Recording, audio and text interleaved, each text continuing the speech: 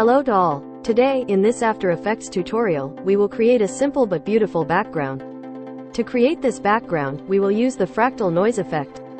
First, we will create a background using the 4-color gradient effect, and by creating a solid layer and applying the fractal noise effect on it and making the necessary adjustments, we will have a beautiful output. I hope you like this tutorial.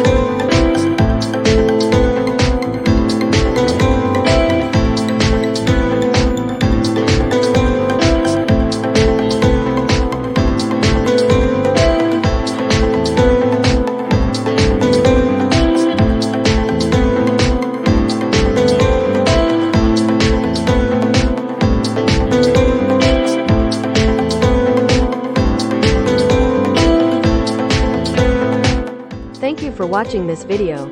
If you like this video, to see other tutorials, please subscribe and don't forget to like and comment. Thank you.